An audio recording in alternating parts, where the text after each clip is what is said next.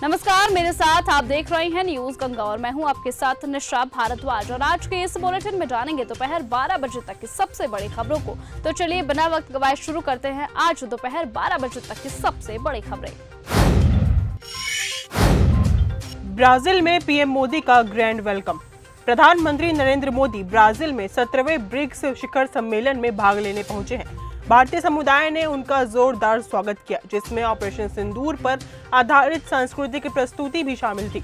मोदी ने ब्राजील में राष्ट्रपति से मुलाकात की और भारतीयों के उत्साह पर प्रसन्नता व्यक्त की।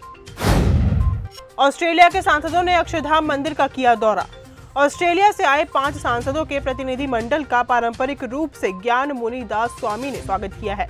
साथ ही उन्होंने कहा कि हम शांति, सद्भाव और सांस्कृतिक समझ के साझा मूल्यों के माध्यम से ऑस्ट्रेलिया और भारत के बीच बढ़ते संबंधों के लिए आभारी हैं। गोपाल खेमका के परिवार से मिले तेजस्वी यादव।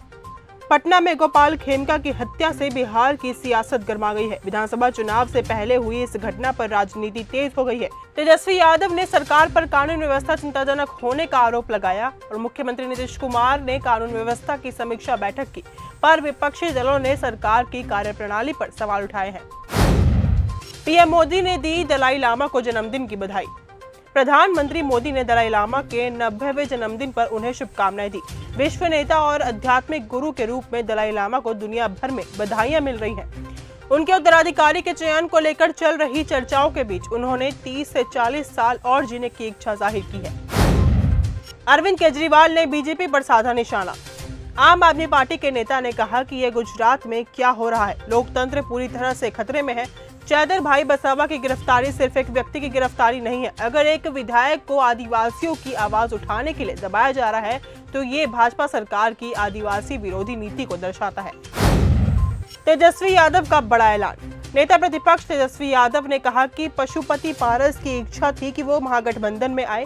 उनके साथ जो प्रकरण हुआ है उसे बिहार की जनता जानती है। महागठबंधन के सभी सहयोगी दलों के सामने इस बात को मैंने रख दिया है। 19 सालों के बाद क्यों साथ आए राज और उद्धव। महाराष्ट्र में ठाकरे बंधु अब एक साथ आ चुके हैं। एक दिन पहले की रैली में उन्होंने ये साफ कर दिया है कि मराठी उनकी अस्मिता से जुड़ा हुआ है और इसके लिए लड़ना अगर किसी को गुंडागर्दी लगती है तो लगे। अब सवाल ये उठ रहा है कि आखिर अचानक ऐसी क्या मजबूरी आ गई कि दोनों भाई सारे गिले शिकवे भुलाकर एक मंच पर आ गए हैं। फिल्म उदयपुर फाइल्स पर बढ़ा तनाव। अरशद मदनी ने कहा कि फिल्म का ट्रेलर पैगंबर इस्लाम और उनकी पवित्र पत्नियों के खिलाफ आपत्तिजनक बातें प्रस्तुत करता है, जिससे देश की शांति और व्यवस्था बिगड़ सकती है। यह फिल्म पूरी तरह से एक धार्मिक समुदाय को बदनाम करती है, जिससे नफरत को बढ़ावा मिल सकता है। इजरायली हवाई हमलों में 24 फिलिस्तीनियों की मौत। खान यूनिस के नासिर अस्पताल के अनुसार इजरायली हवाई हमलों में गाजा के भूमध्य सागर तट के दक्षिणी छोर पर मुवासी क्षेत्र में टेटो पर हमला किया गया है। इस हमले में एक फिलिस्तीनी डॉक्टर और उसके 3 बच्चे सहित 7 लोग मारे गए हैं। एलन मस्क ने बनाई नई पार्टी। एलन मस्क ने अमेरिका में नई राजनीतिक पार्टी अमेरिका पार्टी की घोषणा कर दी है, जो डोनाल्ड ट्रंप और मौजूदा 2 दलीय प्रणाली को सीधी चुनौती देती है। मस्क का टारगेट महत्वपूर्ण सीनेट और हाउस सीटों पर फोकस करके संसद में प्रभाव डालना है। उन्होंने बिग ब्यूटीफुल बिल जैसे विधेयकों के विरोध में एक कदम उठाया है और अपनी पार्टी को अमेरिकी स्वतंत्रता की रक्षा के लिए बताया। तो फिलहाल आज के इस बुलेटिन में सिर्फ इतना ही। देश और दुनिया की तमाम बाकी खबरों से ऐसे ही जुड़े रहने के लिए आप बने रहिए और ऐसे ही देखते रहिए न्यूज गंगा। नमस्कार।